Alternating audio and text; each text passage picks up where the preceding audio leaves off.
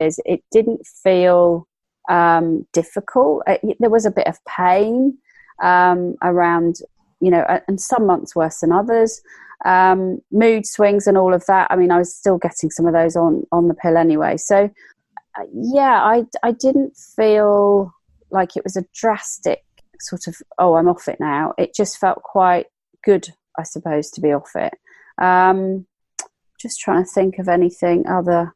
No, I think, I think it was okay. I'm just trying to think if I started taking any supplements at that time. I might have done around, I can't think of the supplement. Is it evening primrose oil? I think I tried that for a bit.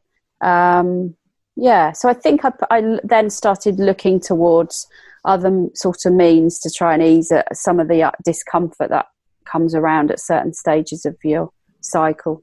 And so that was about, we say, about maybe 5 or 6 years off of the pill. And how did you learn about what was happening with your body and learn about the different stages of the menstrual cycle? So my cycle was always really regular, and it's, to be honest, now it's a bit different, but I won't go into that. So I started paying attention to the 4-week cycle, and 28 days was usually mine, give or take a day.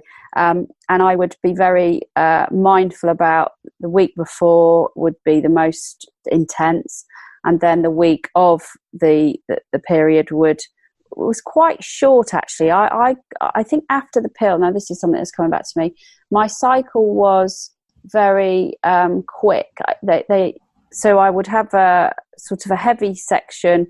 Well, it'd be about 4 or 5 days maximum, but my heavy part would be just literally 1, maybe nearly 2 days. So I felt almost actually what had happened after the pill was it was always the case with the pill, but after the pill, I didn't get into a cycle of very heavy periods or anything.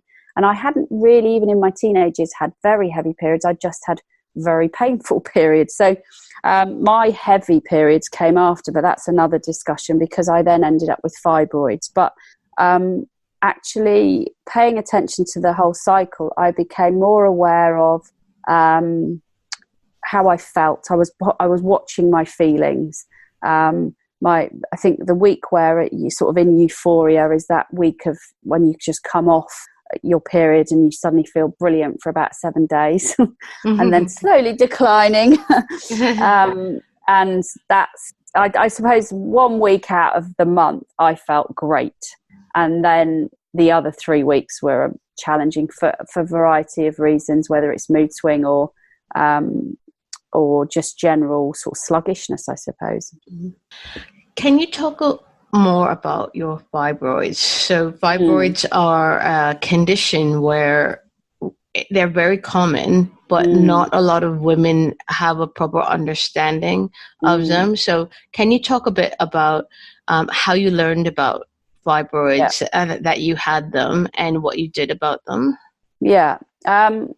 I ended up going to the doctors for something not quite related to, nothing to do with fibroids because we didn't know I had them then. I think it may well have just been some discomfort in the sort of stomach area, sort of pelvic area. And I went and had a scan for something relating to that, I believe. Or I may well have had an infection, a bladder infection. They might have been checking it further. Or not a bladder infection, but maybe... no, it would have been, urine infection. That was what it was. It was a urine infection. And they decided to have a bit more of a closer look. So fibroids were discovered after I'd had my child. I think I was probably in my early 40s. I reckon around 42, 43 time. So that was something of a surprise because I'd never... Well, I had heard of them. I'm lying there because my sister has them, and she'd had very painful, a very painful. I think she's got 3, and really painful for her, and then since ended up having some procedure to sort those out because they're much worse than my situation. But at that, even with my sister, I not quite grasped exactly what they were and how they can manifest. And and to be honest, I still don't probably have enough knowledge in that area. So mine were growing because I was still having a period, and apparently they grow through production of estrogen, and that it fuels them. So I was, fine, not fine, but thought, right, okay, what does that mean? And, and I wasn't really given much more information about it. I did feel like I had to just sort of go off and check and see, well, what's the implication? So there is some discomfort still with the fibroids. And I have had a bit of discomfort, but I wouldn't say it was debilitating in any way, really, because there's been plenty of other discomforts I've had to endure with early menopause. But I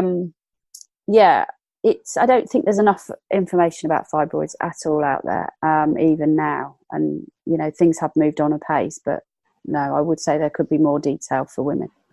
And just for any listeners who don't know what fibroids are, they're they're benign growths that can be in the uterus, within the lining, the muscular lining of the uterus, and outside the uterus. And they grow through the production of estrogen, and they can be anywhere from the size of a walnut to the size of a watermelon. So for some women, they can cause a lot of pain, very heavy periods, anemia.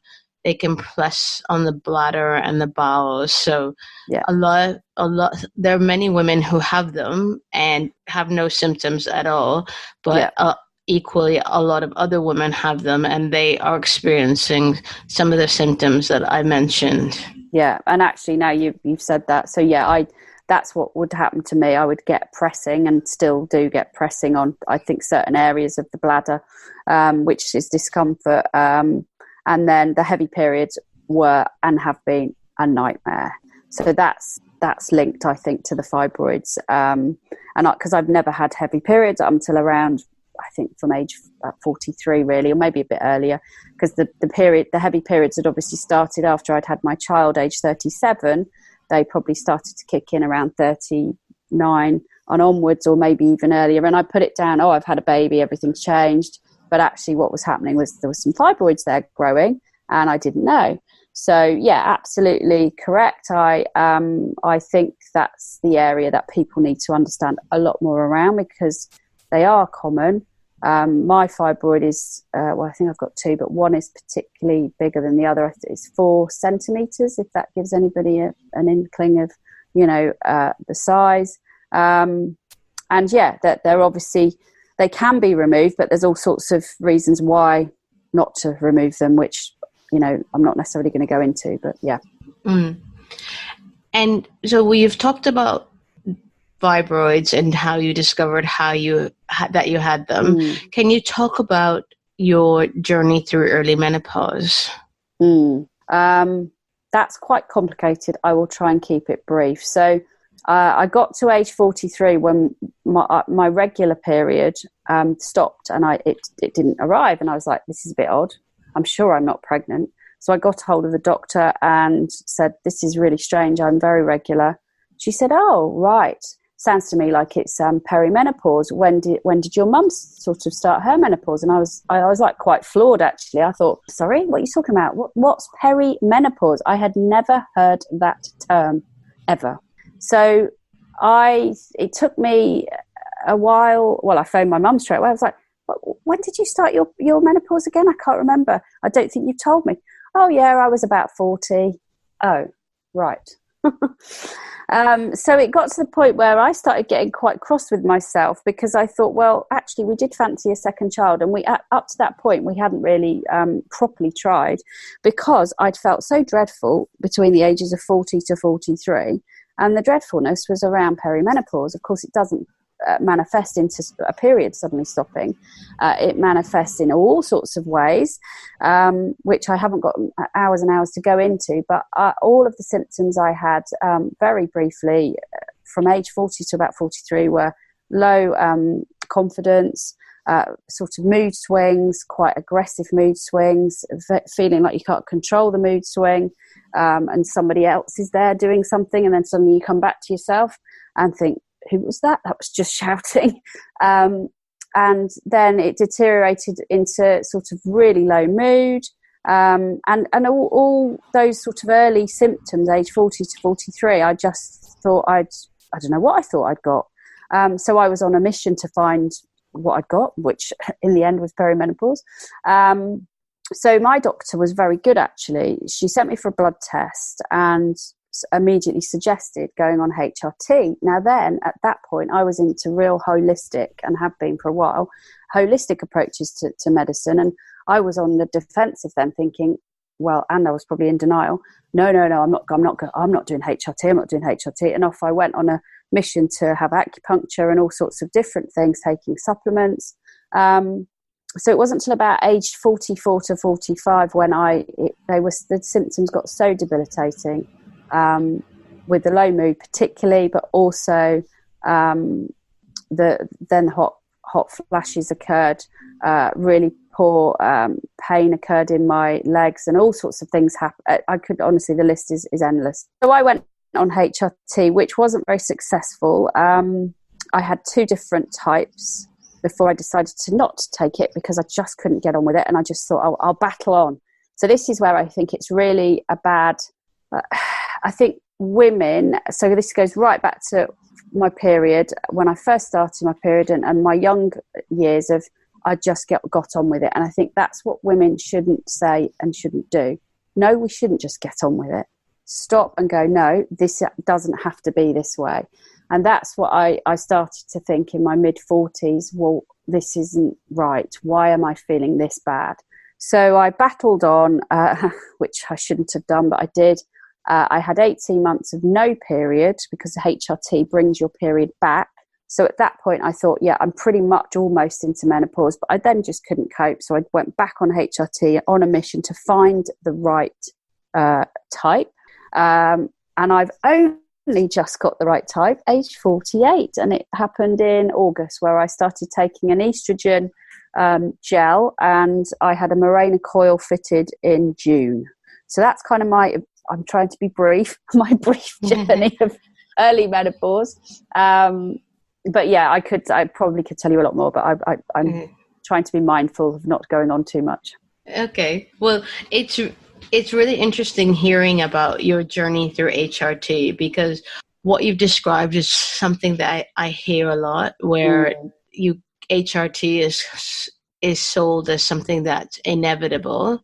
And what you've said is that you've been on a journey to find the right type for you. Yeah. Can you talk a bit about the research that you did for yourself to figure out which type was the best for you?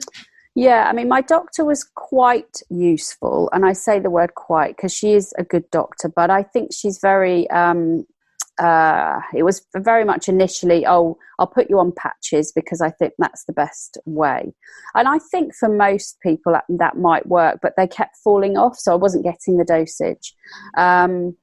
So the other research in the background I was doing was trying to find information out there. And at the time, aged about 44, there were no people, well, there were people talking about it, but there wasn't a lot out there. So it was really difficult to find other information from relevant sources, particularly medical sources. So I think that's when I got lost, if I'm honest. I got really lost in the mix of what's right and what's wrong. And I'm very into holistic approaches and homeopathy and all that. And I also did acupuncture. I'm still doing acupuncture now, actually. I've just gone back to it because I do believe in all of that. However, it wasn't helping enough, So I'd say it's only really been in the last 2 years that I've connected in with the menopause doctor, who's actually on Instagram.